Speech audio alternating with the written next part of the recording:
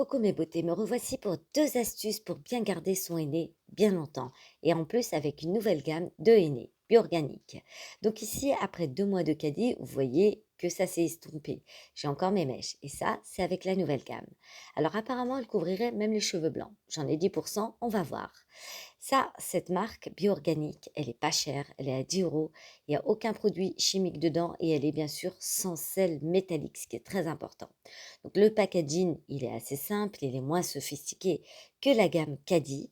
Bon, il y a quand même un mode d'emploi, il y a des gros gants, je vous conseillerais de prendre les vôtres, du film plastique comme d'habitude, un ciseau et bien sûr un bol en porcelaine ou en plastique. Moi j'ai les cheveux mi-longs, donc je vais utiliser tout le paquet. Cette gamme, elle est vraiment bien parce qu'elle permet de nourrir et elle fait partie des meilleures dans le henné. Cette fois-ci, je vais vous montrer l'astuce, la bicarbonate.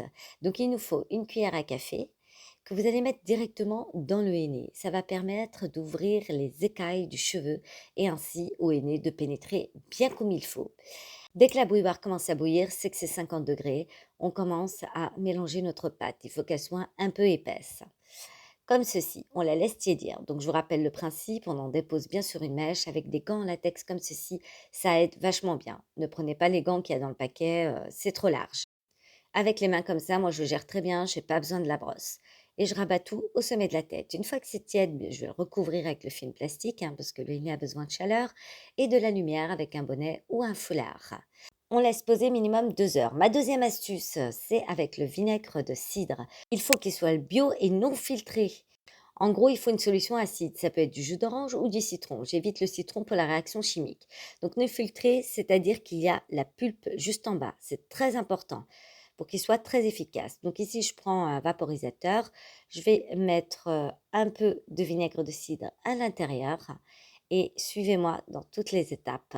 Donc après 2 heures, moi, j'en asperge partout sur mon henné pour que ça puisse bien le fixer pour après.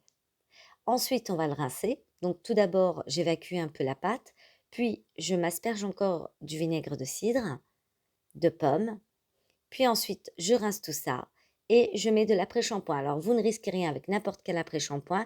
L'important c'est d'avoir une solution grasse puisque le henné assèche les cheveux à tendance normale. Maintenant que le henné est fixé, on met bien un jet d'eau froide pour bien resserrer les écailles et que l'eau soit très claire. Alors, on se brosse toujours avec une brosse en plastique ou en bois, pas en fer parce que ça va oxyder le henné.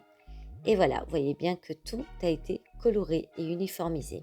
Par contre, pour les cheveux blancs, c'est un peu un cache-misère. Je vous laisserai aller voir ma vidéo comment couvrir les cheveux blancs avec du henné. Utilisez de préférence un shampoing sans sulfate, c'est mieux pour la couleur. En tout cas, celle-ci, je la trouve super jolie. C'est un beau brun foncé. Et pour le prix, franchement, ça fait le taf. C'est génial. Bisous.